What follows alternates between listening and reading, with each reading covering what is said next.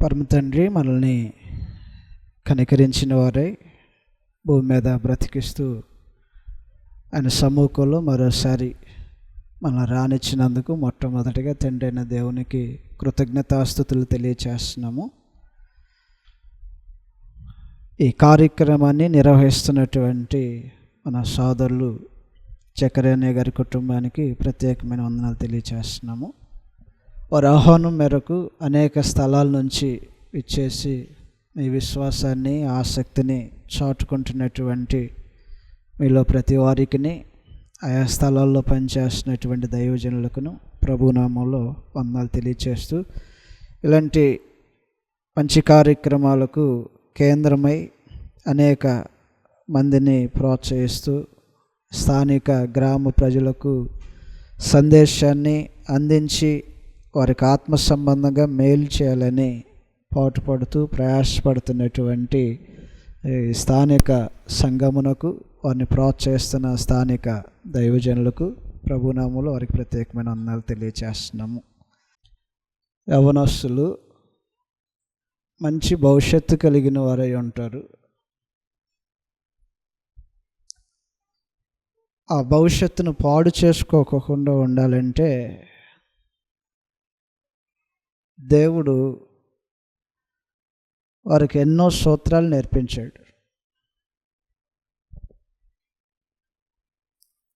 కాబట్టి ఆ సూత్రాలు ఎలాగున్నాయి, దేవుడు ఏం కోరుతున్నాడు మంచి శ్రేష్టమైనటువంటి భవిష్యత్తుకి అనే సంగతులు నేడు గ్రంథంలో నుంచి మనం ఆలోచన చేయబోతాం. అవసరమైన సమాచారం ఏమంటే, ఏ పట్టణంలోనైనా గ్రామంలోనైనా ఎవరినైనా అడిగితే ఈ గ్రామంలో అల్లరి పుట్టించి గ్రామానికి చెడ్డ పేరు తెచ్చేవారు ఎవరున్నారని అడిగితే 70 సంవత్సరాలు 60 సంవత్సరాలు దాటిన వాళ్ళ గురించి మాట్లాడరు. ఎక్కడ చెప్తారు అలాగా, మా ఊరు ముసలోళ్ళండి అని అంటారా? ఎవరి పేరు వస్తుంది? ఏ వయసు వారిని ప్రస్తావన చేస్తారు? అది ఏ పట్టణమైనా కానివ్వండి, ఎంత మారుమూల గ్రామమైనా కానివ్వండి, గ్రామంలో అల్లర్లు జరుగుతున్నాయి అనే ఒక పేరుగాంచటానికి ఏ వయసు వారు ప్రముఖంగా గుర్తించబడతారంటే యంగ్స్టర్సే. సోదరులు తెలియచేశారు, యవ్వన బిడ్డలే ఆ పేర్లు పలానా పలానా పలానా అని చెప్పేసేటప్పుడు దానిలో ప్రతివారు కూడా సుమారు 15 సంవత్సరాల నుంచి 30 సంవత్సరాల వయసు ఉన్నటువంటి వారి పేర్లే ఎక్కువగా కనపడతాయి. ఇది సత్యం.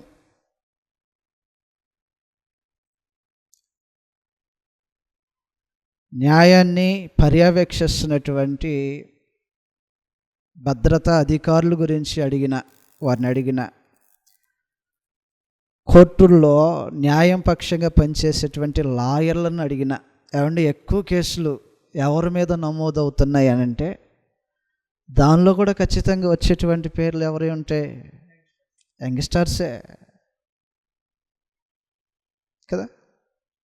అర్ధరాత్రి దాటిపోయిన తర్వాత ఎక్కువగా తిరుగుతున్నటువంటి వారుగా ఎవరు కనిపిస్తారు? వాళ్ళు యంగ్స్టర్సే.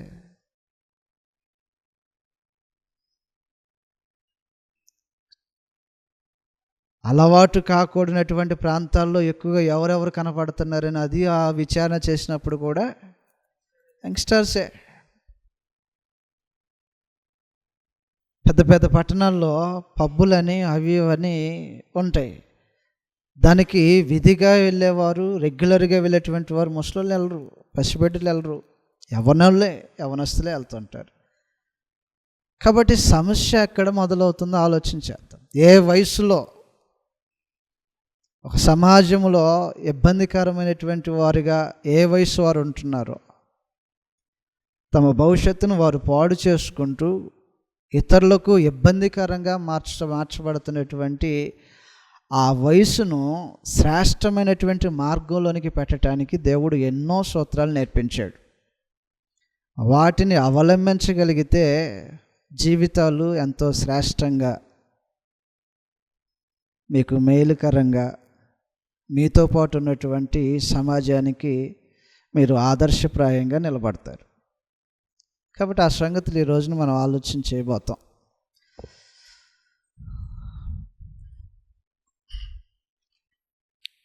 దేవుడు నేర్పిస్తున్నటువంటి యవ్వన బిడ్డలు తమ భవిష్యత్తు బాగుండాలంటే దేవుడు తన గ్రంథం ద్వారా మనకు నేర్పిస్తున్నటువంటి మొదటి సంగతి,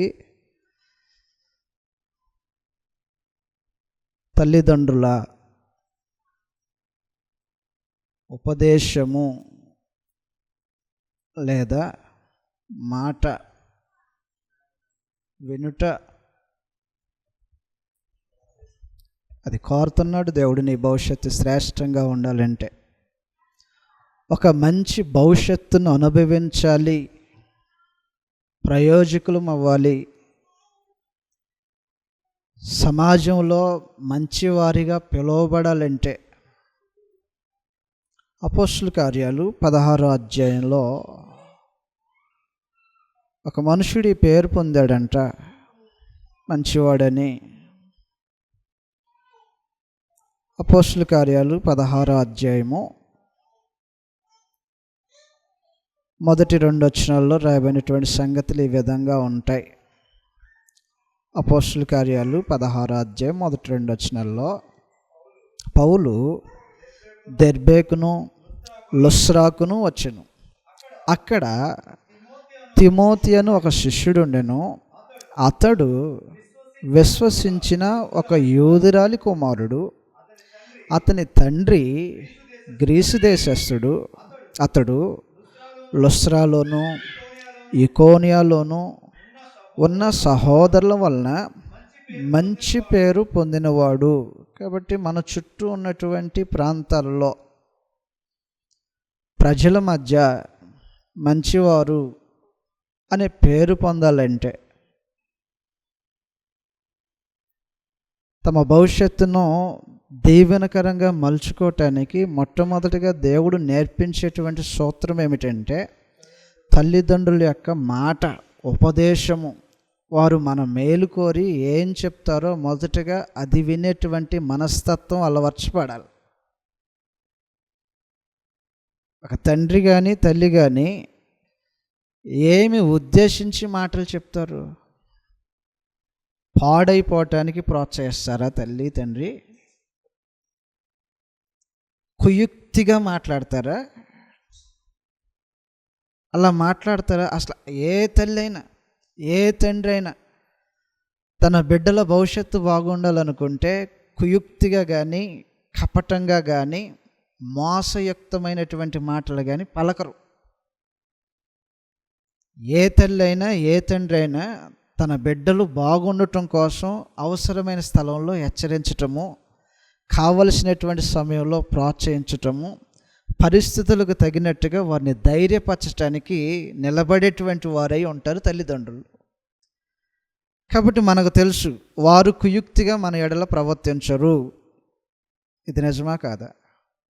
లేదండి మా నాన్న మంచి కన్నింగ్ అండి, మా మీద ప్రేమ చూపించినట్టుగానే చూపిస్తాడు కానీ అది ప్రేమ కాదండి అని అనగలవా? నువ్వు చెప్పగలవా? అసలు మా అమ్మ అండి అలా కనపడుతుంది కానండి అని చెప్పగలవా అసలు మీరు? ఎవరైనా ఇక్కడ కుయుక్తిగా ప్రవర్తిస్తారా? మెత్తని మాటలు చెప్తారా మోసం చేయటానికి? వాళ్ళు కఠినంగా మాట్లాడి ఉండొచ్చేమో కానీ అది మోసం చేయటానికి కాదు. అవునా కదా? కొలస్సీ రాసిన పత్రికలో తల్లిదండ్రులు అనేటువంటి వారిని బిడ్డలు ఎలాంటి ఒక మనసు కలిగి వారిని ట్రీట్ చేస్తే, వారి విషయంలో మనకు మొదటగా ఈ అభిప్రాయాలు కలిగి ఉంటే వారు చెప్పే మాటలు వినటానికి మనసు వస్తుంది. ఏ అభిప్రాయం కలిగి ఉండాలి? వారు మెత్తటి చక్కని మాటలు చెప్పేవారు కాదు. కొలస్సీ రాసిన పత్రిక 2వ అధ్యాయము 3-4 వచనాల్లో ఇలాగను రాయబడి 4వ వచనం చదువుతాం. బుద్ధి జ్ఞానముల సర్వసంపదలు ఆయన యందే గుప్తములై ఉన్నవి. ఎవడైనను చక్కని మాటల చేత మిమ్మును మోసపరచుకుండునట్లు కాబట్టి ఎవడైనా చెప్పొచ్చు, స్నేహితుడు చెప్పొచ్చు, అస్సలు చదవట్లేదు ఆయన, దాన్ని కూడా చదివేది ఏంట్రా, నీకు ఫేస్ చేసి ఉండొచ్చు, చదువుకున్నాం కాబట్టి చెప్తున్న సంగతి. కాలేజీలో వాతావరణం ఎలాగుంటుంది అంటే అండి, ఒకళ్ళు డిస్కస్ చేసుకునేటప్పుడు ఇంకా ఈ 2 యూనిట్లు చదివాను, ఇంక ఈ 2 యూనిట్లు చదవాల్సి పెండింగ్ ఉంది, ప్రయాసపడుతున్నాను అని ఎవరైనా స్నేహితులు మాట్లాడితే, నువ్వు ఇంటికాడ కూడా చదువుతావా, అసలు చదవను, వాళ్ళు చెప్పేది ఏంటనంతే, ఊరుకో నువ్వు చదువుతావు ఇంటికి వెళ్ళి అని అంటాడు. వాడి ఇంటికి వెళ్ళి రాత్రి అంతా చదువుతాడు. వాడు కపటంగా మాట్లాడతాడు స్నేహితుడు. ఎగ్జామ్లో వాళ్ళు మార్కులు తెలిసినప్పుడు కానీ తెలిసిద్ది, రే నన్ను చీటింగ్ చేశాడు, వాడు చదవట్లేదని చెప్పి చదువుతున్నటువంటి నన్ను సైతం మోసపుచ్చటానికి మెత్తని మాటలు, చక్కని మాటలు చేసి మోసపుచ్చేవాడు ఒకవేళ స్నేహితుడు ఎవడన్నా ఉండొచ్చేమో. తల్లిదండ్రులు అయితే మోసం చేయరు, చుట్టుపక్కల ఉన్నటువంటి వ్యక్తులు ఎవరన్నా మోసం చేయొచ్చేమో, తప్పు మార్గాన్ని మనకు నేర్పిస్తూ కుయుక్తితో.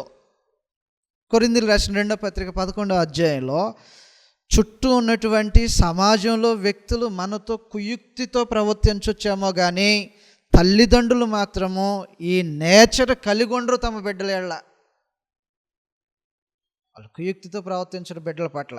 కొరింథీయులకు రాసిన 2వ పత్రిక 11వ అధ్యాయము 3వ వచనంలో 11వ అధ్యాయం 3వ వచనంలాగా రాయబడి ఉంటుంది, సర్పము తన కుయుక్తి చేత అవ్వను మోసపుచ్చినట్లు మీ మనసులు చెరపబడి క్రీస్తు ఎడలనున్న సరళత నుండి పవిత్రత నుండి ఎట్లైనను తొలగిపోవునేమోననియు అందువలన కుయుక్తిగా, వంచనతోనూ కుయుక్తిగాను మాట్లాడేటువంటి వారు ఉంటారు. తల్లిదండ్రులు వంచనతో మాట్లాడరు, కుయుక్తితో మాట్లాడరు. వారు ఏది మాట్లాడినా యథార్థంగా మాట్లాడతారు, క్షేమం కోరి మాట్లాడతారు, మీ భవిష్యత్తును ఉద్దేశించి మాట్లాడతారు. కొరింథీయులకు రాసిన 1వ పత్రిక 4వ అధ్యాయంలో 2వ వచనంలో ఇలాగని రాయబడి ఉంటుంది, కాబట్టి సమాజంలో మనుషులు మన తోటి వారు మనల్ని ప్రేమిస్తున్నట్టుగాను, మన క్షేమం కోరుతున్నట్టుగాను, మనం బాగుండాలని వారు తప్పిస్తున్నట్టుగాను కనిపించొచ్చేమో కానీ ఒకవేళ దాని వెనకాల వంచనతో మాట్లాడింది అయి ఉండొచ్చు, కుయుక్తితో మాట్లాడింది అయి ఉండొచ్చు, చక్కని మాటల చేత మోసపూరితమైనటువంటి మాటలు మాట్లాడి ఉండొచ్చేమో కానీ తల్లిదండ్రులు తమ బిడ్డల పట్ల కుయుక్తిని కానీ, వంచన కానీ, మోసాన్ని కానీ ఉద్దేశం పెట్టుకొని మీ ఎడల ప్రవర్తించరు. వాస్తవం. 4వ అధ్యాయం 2వ వచనంలో అయితే 4వ అధ్యాయం 2వ వచనంలో 2వ కొరింథీయులకు రాసిన పత్రిక 4వ అధ్యాయం 2వ వచనంలో రాయబడినటువంటి సంగతులు ఇలాగనున్నాయి, చదువుతున్నాం. అయితే కుయుక్తిగా నడుచుకొనకయు దేవుని వాక్యమును వంచనగా బోధింపకయు. అందువల్ల ఎలాంటి నేచర్ ఉంటుంది మనుషుల్లో, ఎలాంటి నేచర్ ఉంటుంది మనుషుల్లో? ఒకటి కుయుక్తి, ఇది తల్లిదండ్రులకు ఉండదు. మోసం చేయాలనేటువంటి ఆలోచన తల్లిదండ్రుల్లో ఉండదు. వంచనగా అంటే ఎలాగైనా సరే వారు పాడవటం కోసం ప్రణాళికలు వేయటం, 4 కపటముగా ప్రవర్తించటము తమ బిడ్డల పట్ల, ఇది తల్లిదండ్రులకు ఉండవు. ఈ లక్షణాలు ఉండవు వాళ్ళలో. కాబట్టి మొట్టమొదటిగా బిడ్డలు తమ తల్లిదండ్రులు ఎలా చూడవలసినటువంటి మనసు కలిగి ఉండాలి. నా తల్లి, నా తండ్రి నన్ను మోసం చేయటానికి ఏం చెప్పరు, ప్రోత్సహించరు. వంచన చేయటానికో, మెత్తటి మాటలు చెప్పి నన్ను, నా భవిష్యత్తును పాడు చేయటానికో వారు ఏనాడు ఆలోచన చేసేవారు కాదు. వాళ్ళు నా తల్లిదండ్రులు. ఈ విషయాల్లో, మీ విషయంలో ఇది నిజమా కాదా? మోసం చేస్తారా? కుయుక్తిగా ఏదని చెప్తారా? కపటంగా మిమ్మల్ని ఎలాగైనా దారి మళ్లించాలని ప్రణాళికలు వేసుకుంటూ చేస్తున్నారా? చేస్తారా అలాగా? అందువలన అలాంటి తల్లిదండ్రుల యొక్క బాధ్యత బిడ్డలను ప్రేమించటము, ప్రోత్సహించటం, బలపరచటము, హెచ్చరించటము, ఇలాంటి వాటిని చేసేటువంటి మీ క్షేమం కోరుతున్నటువంటి మీ తల్లిదండ్రుల పట్ల వారు ఏ మాటలు చెప్తే ఆ మాటలు వినటము అనేది మీ తలకు మాలికలు పెట్టుకున్నంత శ్రేష్టతను కలిగి ఉంటుంది. తలకి మాలికలు పెట్టుకుంటారు. ఈ రోజుల్లో అయితే పూలు పెట్టుకునేటువంటి వారే ఉన్నారు. స్త్రీలు, బిడ్డలు దండలు పెట్టుకుంటారు. వీటిని డిజైన్ చేసుకునేటువంటి ప్రయత్నంలో ఎన్నెన్నో మెలకలు తిప్పుతూ ఉంటుంటారు. దేవుని గ్రంథంలో వినిపించబడినటువంటి మాటలు ఏంటంటే, నీ తల్లి నీ తండ్రి ఏ మాటలు చెప్తే ఆ మాటలు నీ తలకు ఎలాగన ట్రీట్ చేయాలన్నాడంటే, ఒక అందమైనటువంటి అల్లి పెట్టుకుంటే ఎంత అద్భుతమైనటువంటి ఒక రూపాన్ని నీ తలకు వేస్తాయో, నీ తల్లిదండ్రుల యొక్క మాటలను అలాగను భావించాలని అన్నాడు. సామెతల గ్రంథం 1వ అధ్యాయంలో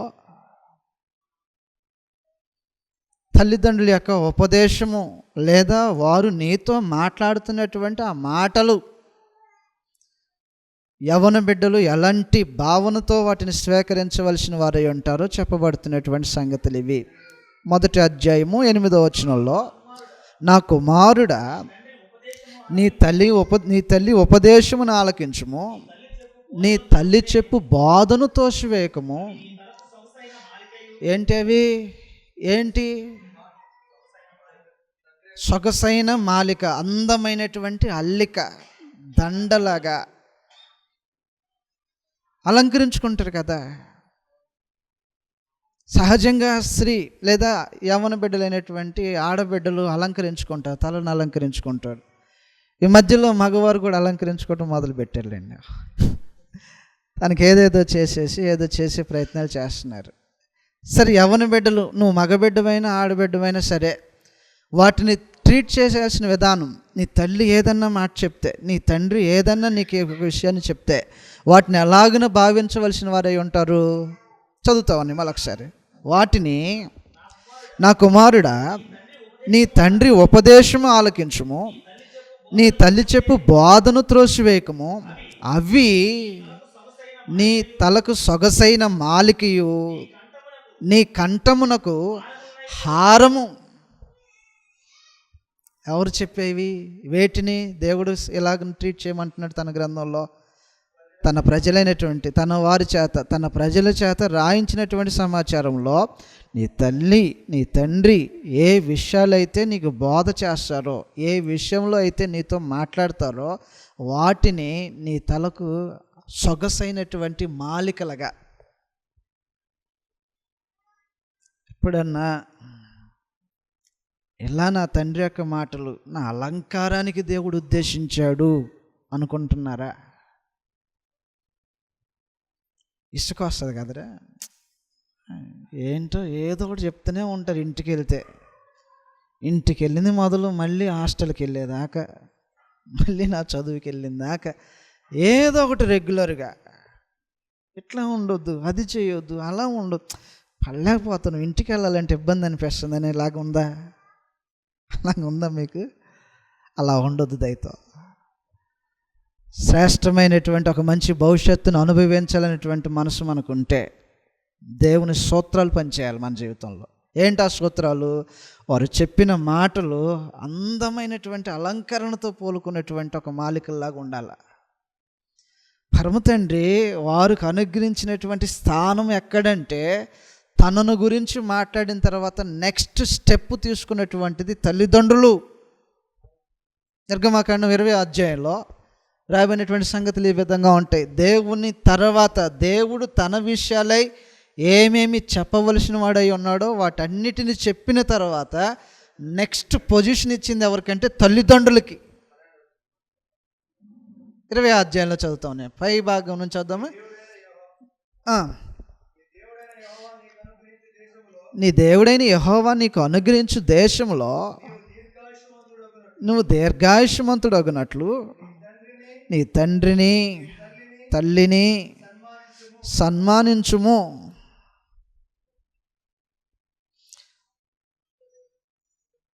కాబట్టి దేవుడు తన విషయాల్లో ఏ ఏ విషయాలైతే తన గురించి మాట్లాడుకుంటూ వచ్చాడో, మొదటి భాగంలో మొత్తం కనిపించేది ఏంటంటే తనను గురించి మాట్లాడతాడు.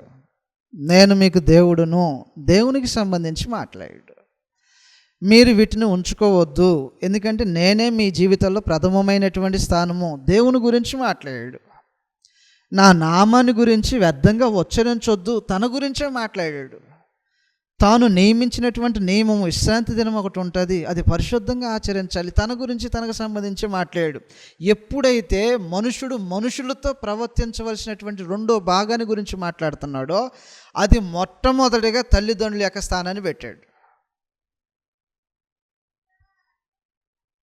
దేవుడు తల్లిదండ్రులకు గొప్ప ఆధిక్యతను కలిగించాడు బిడ్డల విషయంలో. బిడ్డలు తల్లిదండ్రుల పట్ల ఎలాగుండు చదువుతాం. అది ఒకసారి ఎలాగని రాయబడి ఉంటుంది పై భాగంలో. మరొకసారి చదువుతూ ఉంటాం మనం 12వ వచనంలో నీ దేవుడైన యెహోవా నీకు అనుగ్రహించు దేశంలో నువ్వు దీర్ఘాయుష్మంతుడగునట్లు నీ తండ్రిని నీ తల్లిని సన్మానించుము. సన్మానం జరగాలి వాళ్ళకి. కాబట్టి తల్లిదండ్రులకు దేవుడు ఇచ్చినటువంటి ఒక స్థానాన్ని బట్టి, తన తర్వాత మనుషులు గౌరవించవలసినటువంటి స్థానంలో భూమి మీద తల్లిదండ్రులను బిడ్డలకు పెట్టాడు. కాబట్టి ఆ సన్మానం అనేది జరగాలని దేవుడు కోరుకుంటున్నాడు. ప్రత్యేకించి ఏమని కోరుకునేవాడంటే, లేవ్యాకాండం 19వ అధ్యాయంలో తల్లిదండ్రులకు బాధ కలగకూడదు బిడ్డలను బట్టి.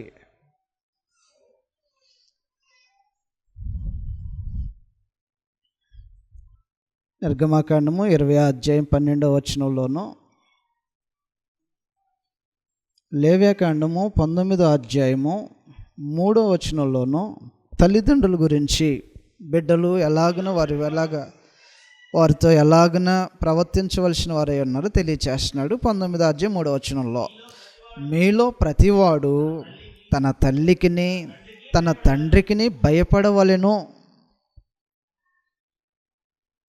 ఇది దేవుడు కోరుతున్నాడు. ప్రతివాడు. రీసెంట్గా లాస్ట్ వీక్ ఒక 4-5 రోజుల క్రితం సహోదరులు ఫోన్ చేశారు.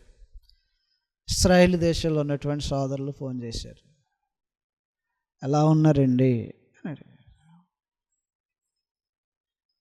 బాగున్నాం సార్. మీరు ఎలా ఉన్నారు? మేము కూడా బాగున్నాం. అక్కడ వాతావరణం ఏమైనా మీకు ఇబ్బందికరంగా ఉందా ప్రస్తుతం ఉన్నటువంటి పరిస్థితులను బట్టి? ఏం లేదండి, అంతా బాగుంది. ఆ క్రమంలో వారు మాట్లాడుతూ ఇశ్రాయేల్ యొక్క నేచర్ గురించి మాట్లాడారు. ఏమని మాట్లాడారంటే, సార్ ఇక్కడ పిల్లలు తల్లిదండ్రులు చూసుకుంటారు చూడండి, ఆశ్చర్యం కలిగిద్దండి. పిల్లలు తల్లిదండ్రులు చూసుకునేటువంటి విధానము వారి కళ్ళతో దగ్గరుండి చూస్తున్నారు కాబట్టి వాళ్ళు చూసుకునేటువంటి ఆ విధానాన్ని చూసినప్పుడు ఆశ్చర్యం కలిగిద్దండి. అంత ప్రేమిస్తారండి, అంత విధేయత చూపిస్తారండి. నాకు అనిపించింది అప్పుడు, దేవుడు వాళ్ళ జీన్స్లో వేసి ఉంటాడులే ఇది అని. ఎందుకు వేసి ఉంటాడు అనుకుంటున్నారు? తన చట్టం ద్వారా ఈ నియమాన్ని వేసాడు. చస్తావు, భయపడకపోతే చస్తావు. అది బాల్యం నుంచి నేర్పించుకుంటూ దేవుడు వారి జీవితాల్లో అనుభవాన్ని కలిగించుకుంటూ వచ్చాడు. కాబట్టి ఇశ్రాయేల్ యొక్క ప్రజల్లో తల్లిదండ్రుల విషయంలో ఎలాగుండేవారంటే, తమ తల్లిదండ్రులు బాధ పెట్టబడుతున్నారనేటువంటి విషయం కానీ, వారి విషయంలో మొండితనంగా ప్రవర్తిస్తున్నారనేటువంటి కంప్లైంట్ కానీ బయటికి రాదు. ఒకవేళ వచ్చిందా అంతే సంగతి. ఈ రోజుల్లో ఉన్నటువంటి మన పరిస్థితులు ఎలాగున్నాయంటే, తల్లిదండ్రులకు చెందవలసినటువంటి గౌరవము, వారి మాట వినాల్సినటువంటి త్రోవ తప్పిపోయినా వాపోవటం తప్ప ఏం చేస్తామండి? పిల్లల్ని గంటాం కానీ వారి రాతలను గంటామా? ఇదంతే మా కర్మ అని మన వాళ్ళు ఎక్కడ సర్ది పెట్టుకుంటున్నట్టుగా ఇశ్రాయేలు యొక్క దేశంలో ఈ సర్దుబాటు లేదు. ద్వితీయోపదేశకాండము 21వ అధ్యాయంలో ద్వితీయోపదేశకాండము 21వ అధ్యాయంలో రాయబడినటువంటి సంగతులు ఈ విధంగా ఉంటాయి. మనం గతంలో చూసాము, మరొకసారి ఈ సంగతులు మనం జ్ఞాపకం చేసుకోబోతున్నాం. 21వ అధ్యాయము 18వ వచనంలో, ద్వితీయోపదేశకాండము 21వ అధ్యాయము 18.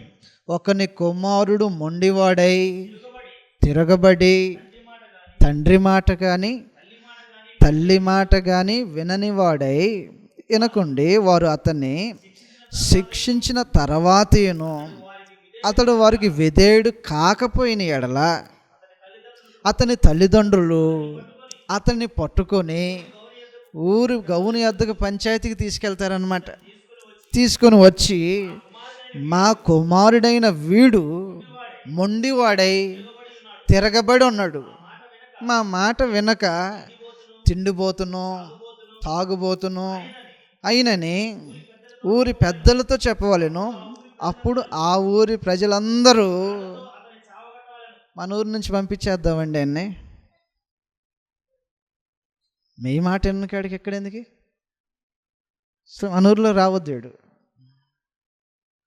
గవిని బయటికి పంపించేసి తలిపేసేద్దాం, వాడు ఎక్కడైనా బ్రతకని, ఎలాగైనా బ్రతకని, తినేయండి తినకపోనేయండి, వాడి ఇష్టం వచ్చినట్టు బ్రతకనేయండి, మన ఊర్లో మాత్రం ఉండొద్దు, మా ఇంట్లో వద్దండి అని తల్లిదండ్రులు చెప్పడం కానీ, మా ఊర్లో వద్దండి అని గ్రామ పెద్దలు చెప్పడం కానీ ఉండదు.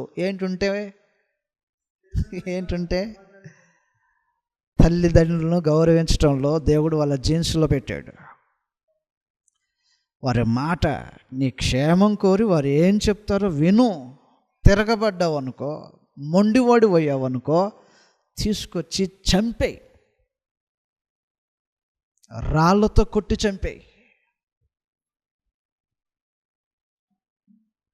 ఈరోజు నాకు కోప్పడితేనే అండి కదమ్మా, ఒక తండ్రి తల్లి కనుక కోప్పడితేనే మన స్టైల్ ఎలా ఉంటుందో మనకు తెలుసు. ఒక 4 రోజులు పట్టిద్దాం మళ్ళీ వాళ్ళతో మాట్లాడటానికి కదరా. ఒకవేళ వాళ్ళు ఏదైనా కోపపడితేనే వాళ్ళతో ప్రవర్తించే స్టైల్ ఎలాగుంది ఇక్కడ. అందువలన తిరగబడి మొండివాడై తల్లికి తండ్రికి చెందవలసినటువంటి గౌరవం చెందక వారికి గనక బాధ కలిగించేటువంటి వారిగా ఉంటే దేవుడు ఎంత మాత్రం ఉపేక్షించలా. కాబట్టి దేవుడు ఏం చేశాడంటే, తన తర్వాత స్థానంలో బిడ్డలకు క్షేమం కలిగించాలని, భావితరాలకు మేలు చేయాలనే ఉద్దేశంతో తల్లిదండ్రులు పెట్టేసేసాడు దేవుడు. వాస్తవమైన సంగతి ఏంటంటే, దేవుడు నా తల్లిదండ్రులకు అధికారం ఇచ్చాడు, నా మీద పెత్తనం వాళ్ళది, ఈ మనిషి కలగాలి. ఎవరిదే పెత్తనం? నీ పెత్తనం ఏంటి నా మీద అని మాట్లాడేవారు భవిష్యత్తును పాడు చేసుకుంటాడు. మంచి భవిష్యత్తు కోసం దేవుడు సూత్రాలను పెట్టాడు. ఏం సూత్రాలు? నా మీద ఎవరిది పెత్తనం? నా తల్లిది, నా తండ్రిది పెత్తనం. సంఖ్యాకాండంలో దేవుడు ఈ అధికారం వారికి అనుగ్రహించారనేటువంటి గ్రహింపుతో యవ్వన బిడ్డలు బ్రతకగలిగితే వారి భవిష్యత్తు బాగుండిద్ది. సంఖ్యాకాండము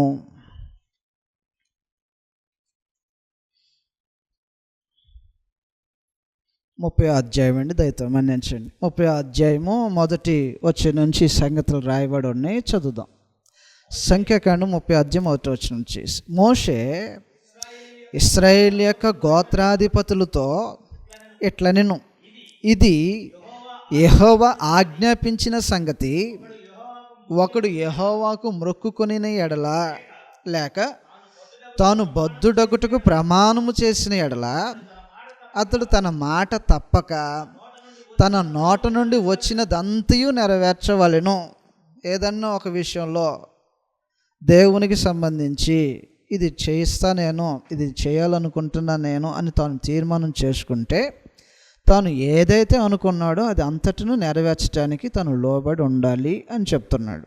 ఈ క్రమంలో ఒకవేళ యవ్వన బిడ్డలైనటువంటి వారు వివాహితులు కాకపోతే వారు తండ్రి యొక్క ఆధీనంలో ఉంటారు కాబట్టి ఆ సమయంలో వారు ఎవరి మాట మీద నడవలసిన వారే ఉంటారు. 3వ వచనంలో, మరియు ఒక స్త్రీ బాల్యమున తన తండ్రినంటుండగా యెహోవాకు మొక్కుకొని బద్ధురాలైన ఎడల ఆమె తండ్రి ఆమె మొక్కుబడిని ఆమె కలగ చేసుకున్న బాధ్యతను విని దానిని గూర్చి ఓరకుండిన ఎడల. కాబట్టి నాయన నేను ఇది అనుకున్నాను నాయన అని ఒక బిడ్డ తన తండ్రితో చెప్తే, ఇలా చేద్దాం అనుకుంటున్నా, ఇది నేను దేవుని విషయంలో నా తీర్మానం అనుకుంటున్నా, ఇది చేయాలనుకుంటున్నానని ఏ బిడ్డైనా తండ్రితో చెప్తే తండ్రి కనుక మౌనం వహించి సరే అమ్మా అన్నట్టుగా అంగీకారాన్ని తెలిపినట్లయితే అది జరిగించవలసిన వారై ఉంటారు. ఒకవేళ నువ్వు చెప్తున్నటువంటి దానికి ఏదైనా సరే తాను అడ్డం చెప్పినా లేదా ఇది చేయకూడదని చెప్పినా ఇలాగన మొక్కుకూడదని చెప్పినా వీటిని దేవునికి అర్పణగా ఇవ్వకూడదని చెప్పినా లేకపోతే ఫలానా విషయంలో నువ్వు తీర్మానం తప్పు చేసుకున్నావు, నీ తీర్మానం మార్చుకోవాలి అని చెప్పినా నా తీర్మానం మారదు, నేను ఆల్రెడీ చెప్పేశా అనకూడదు. తండ్రి దగ్గర ఏ బిడ్డైనా సరే దేవుని విషయంలో లేదా దేవునికి సంబంధించి నేను ఇది చేయటానికి నేను మొక్కుకుంటున్నా లేదా నేను అనుకున్నా అని ఏ బిడ్డలైతే తండ్రితో చెప్తుంటారో ఆ తండ్రి నివారిస్తే ఏం చేయాలి? కింద భాగంలో మనం చదువుతాం. తామె బద్ధురాలగుటకు పెట్టుకున్న ఒట్టు నిల్చును. ఆయన తండ్రి మౌనంగా ఉంటే ఊరకుంటే, కానీ తండ్రి ఆమె మొక్కుబడిని ఎక్కడనేమన్నా రైట్ చదువుతాం. ఆమె తండ్రి వినిన దినమున ఆక్షేపణ చేసిన ఎడల, ఆక్షేపణ ఏంటి? ఆక్షేపణ అంటే అబ్జెక్షన్. వద్దు, ఇప్పుడు వద్దు అన్నాడు అనుకో, తను ఏ నిర్ణయం అయితే తీసుకుందో ఆ నిర్ణయం మీద పెత్తనం జరుగుతుంది. ఎవరి పెత్తనం? ఎవరి అధికారము? ఆక్షేపణ అనగా అబ్జెక్షన్ లేదా అడ్డు తగలటము, వద్దు అని చెప్పటము. నువ్వు ఏదైతే అనుకున్నావో, నీ తీర్మానం ఏదైతే తెలియచెప్పావో ఆ తీర్మానము నీ తండ్రి ఎదుట ఉంచాలా. సొంత పెత్తనాలు, సొంత ఆలోచనలు చేయటానికి దేవుడు కోరుకోవాలి. నీ వయసు కాదు అది, నీ వయసు అది కాదు. ఏది మంచో ఏది చెడో ఆలోచించేసేంత వయసు నీది కాదని దేవుడు మంచి భవిష్యత్తును యవ్వన బిడ్డలకు ఇవ్వటానికి ఏం చేశాడంటే ఆ మంచి చెడును ఆలోచన చేయగలిగినటువంటి తల్లిదండ్రుల చేతికి అప్పగించాడు. నువ్వు ఏదైనా చేయటానికి సిద్ధపడు, అబ్జెక్షన్ చెప్పలా. అయితే అది తీసుకొచ్చి ఎవరి ఎదుట ప్రపోజ్ చేయబడాలా? తండ్రి దగ్గర. నాయన నేను ఎలాగనుకున్నా, ఇది చేద్దాం అనుకున్నా, నా ఈ విషయంలో ఎలా తీర్మానించుకోవాలనుకుంటున్నానంటే తండ్రి కనుక అది ఏ విధము చేతనైనా ఆక్షేపణ చేస్తే ఆక్షేపణ చేసింది ఏమవుతుంది? కింద బాగా చేద్దాం. తాను మొక్కుబడిలో ఏదియు, ఆమె తన మీద పెట్టుకున్న బాధ్యతలో ఏది నిలబడదు. ఇదైనా చేస్తావా? సరే ఇదైతే చేయకపోయినండి, అది చేయనన్ను, ఇది చేయనన్ను, కనీసం ఇదైనా చేస్తా, ఏది నిలబడదు. పూర్తి అధికారం ఎవరి చేతికి? దేవుడు పిచ్చోడా ఏమన్నా కదా? దేవుడేంటి ఇలా చేశాడు? అరే 18 సంవత్సరాలు దాటితే మేజర్ ఏమంటున్నారండి, మేజర్ అయ్యారు కదా. 18 మా నిర్ణయాలు మాకు ఉంటాయి కానీ, అవును కదా. ఇప్పుడు ఏం చేయాలో ఏం చేయకూడదో, ఎక్కడికి వెళ్ళాలో ఎక్కడికి వెళ్ళకూడదో, ఏటి విషయంలో ఎలాగున్నా మేము నిర్ణయం తీసుకోవాలి, నిర్ణయించుకోకూడదు, అది మా ఇష్టం అని వీళ్ళు చెప్తుంటే ఆయన పిచ్చోడా దేవుడు? తండ్రి ఆధీనం క్రింద ఉన్నంత కాలము పెత్తనము, అధికారము, నిర్ణయము తండ్రిది. నీ భవిష్యత్తు బాగుంటుంది. కాబట్టి మంచి భవిష్యత్తు అనుభవించాలనేటువంటి దశలో మనం ప్రయాణించాలంటే దేవుడు ఒక సూత్రాన్ని చూపించాడు. తల్లిదండ్రుల యొక్క డెసిషన్ ఫైనల్. ఆ డెసిషన్ మీద నిలబడాల్సినటువంటి బాధ్యత, ఒక మంచి భవిష్యత్తు కోరుకుంటే మంది. అవసరమైతే దేవుడు తల్లిదండ్రులకు అనుగ్రహించినటువంటి మరొక అధికారం ఏమంటే, నీ క్షేమాన్ని కోరి అవసరమైతే కొడతాడు. అవసరాన్ని బట్టి బిడ్డలను కొట్టేటువంటి అధికారం. కాబట్టి బిడ్డలు బిడ్డలు ఏమనుకోవాలంటే, నేను పెద్దవాళ్ళు అయిన తర్వాత కూడా నన్ను కొట్టారు, ఇదొద్దు. అవసరతను బట్టి కొట్టి గద్దించి శిక్షించేటువంటి ఏర్పాట్లు దేవుని చేత పొంది ఉన్నారు తల్లిదండ్రులు. కాబట్టి మిమ్మల్ని ఎప్పుడైనా కొడితే, నా దేవుడు నా తండ్రికి నా తల్లికి ఇచ్చిన అధికారం ఇది, ఆలోచించేయండి. నేను ఇంట్లో నుంచి వెళ్ళిపోతా, సరే మీ బ్రతికి మీరు బ్రతకండి, ఇదొద్దు. ఈ భవిష్యత్తు బాగుండాలంటే అవసరతను బట్టి శిక్షించినప్పుడు శిక్షకు తలొగ్గటము నీ భవిష్యత్తుకు మేలు చేస్తుంది. అది తిరస్కరించావనుకో నీ భవిష్యత్తును పాడు చేస్తుంది. హెబ్రీయులకు రాసిన పత్రిక 12వ అధ్యాయంలో తల్లిదండ్రులకు దేవుడు అనుగ్రహించినటువంటి మహత్తరమైనటువంటి అధికారాలు. నీ మీద పెత్తనము లేదా అధికారము తల్లిదండ్రులై ఉంటుంది. నీ క్షేమాన్ని కోరి ఒకవేళ ఏనాడైనా సరే వారు నిన్ను గద్దించినా, అవసరమైతే శిక్షించినా, ఆ శిక్షను స్వీకరించగలిగితే నీ భవిష్యత్తుకు మంచి బాటలు వేసుకుంటున్నావు. అలిగావనుకో భవిష్యత్తును పాడు చేసుకుంటావు. కాబట్టి కొంతమంది ఉంటారంట, ఇది వచ్చిన ఒక రోజున మీటింగ్ జరుగుతుందంటే ఇలాగే ఏడుతున్నాడంట ఫస్ట్ బిడ్డ. అందరూ చెప్తున్నారండి, ఏమ్మా ఒక 2 దెబ్బలే రాదండి, ఏంటో అందరికీ డిస్టర్బెన్స్ కంట్రోల్ చేయరాదండి అంటే, ఆయన అన్నాడంట, ఆయన అలా వదిలేస్తేనే ఇలాగ ఉన్నామండి, మనం 2 దెబ్బలు అయితే అసలు మనం ఇక్కడ ఉండలేరు అంటే, గద్దిచ్చితే కొడితే ఎలాగుండిద్ది? తీవ్రత పెరిగిద్ది. ఈ తీవ్రతను పెంచేవాడు భవిష్యత్తును నాశనం చేసుకోవటానికి పెంచుతాడు. అర్థమవుతుందా? గద్దిస్తే వెంటనే వినయ స్వభావంతో వెళ్ళి, ఒకవేళ నేను చేసింది తప్పు అని మీ తప్పును ఒప్పుకునే మనసు కలిగి ఉండండి.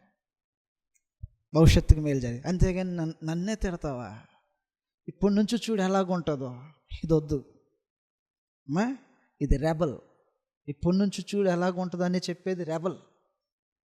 చదువుతాం. హెబ్రీయులకు రాసిన పత్రిక 12వ అధ్యాయము 5వ వచనంలో, నా కుమారుడా ప్రభు చేయు శిక్షను తృణీకరించకము, ఆయన నిన్ను గద్దించినప్పుడు ఇసుకకము, ప్రభువు తను ప్రేమించి వారిని శిక్షించి తను స్వీకరించు ప్రతి కుమారుని దండించును అని కుమారులతో సంభాషించినట్లు మీతో సంభాషించుచు ఆయన హెచ్చరికలను మరిచితిరి. అందువలన మళ్ళీ ఒకసారి అక్కడ, ప్రభు తాను ప్రేమించు వానిని ఎవరిని శిక్షిస్తారు? ప్రేమ ఉంటేనే శిక్ష, ప్రేమ ఉంటేనే గద్దింపు. ప్రేమ లేకపోతే అసలు ఏంటి? నువ్వు ఎక్కడైనా బ్రతకరా బాబు, ఎలాగైనా బ్రతకరా బాబు, నీకు ఇష్టం వచ్చినట్టుగా ఉండు. శిక్ష పడుతున్నదంటేనే వాళ్ళు మన మీద ప్రేమ చూపిస్తున్నారని అర్థం. కాబట్టి శిక్షించటము తల్లిదండ్రులకు దేవుడు ఇచ్చినటువంటి అధికారం ఇది. కింద భాగం చదివితే అర్థమవుతుంది. 7వ వచనంలో, శిక్షాఫలము పొందుటకై మీరు సహించుచున్నారు, దేవుడు కుమారులుగా మిమ్మల్ని చూచుచున్నాడు. తండ్రి శిక్షింపని కుమారుడు ఎవడో ఉంటాడు? అసలు ఎవడన్నా ఉండడు. కుమారులైన వారు, బిడ్డలైనటువంటి వారు అందరూ శిక్షలో పాలు పొందుకుంటేనే, పొందని ఎడల బ్లాస్టర్స్. అది చాలా భయంకరమైన పదం అది. అది మనం వాడకూడదు అంతే. దుర్బేజుడు. ఆ బేజానికి పుట్టలను, ఎక్కడ పుట్టావు అన్నట్టుగా. ఎవరి గురించి మాట్లాడుతున్నాడు? దేవుడు తల్లిదండ్రులకు అనుగ్రహించిన అధికారాన్ని గురించి. తల్లిదండ్రులే బిడ్డలను కొడతారు కదా. అలాంటిది ప్రభువు చేసేటువంటి శిక్ష ఒకటి ఉంటుంది. తప్పు చేస్తే గద్దించటము, శిక్షించటము స్థానిక సంఘాల్లో. అందువలన దయతో అవసరమైతే మేలు క్షేమాన్ని కోరేటువంటి తల్లిదండ్రులు శిక్షించినను శిక్షించేటువంటి అధికారము కలిగి ఉంటారు. నా దేవుడు నా తండ్రికి ఇచ్చాడు, నా తల్లికి ఇచ్చాడు ఈ అధికారము అని స్వీకరించేటువంటి మనసుతో లోబడి ఉంటే మీ భవిష్యత్తు బాగుంటుంది. లేకపోతే పాడు చేసుకునే అవకాశం ఉంటుంది.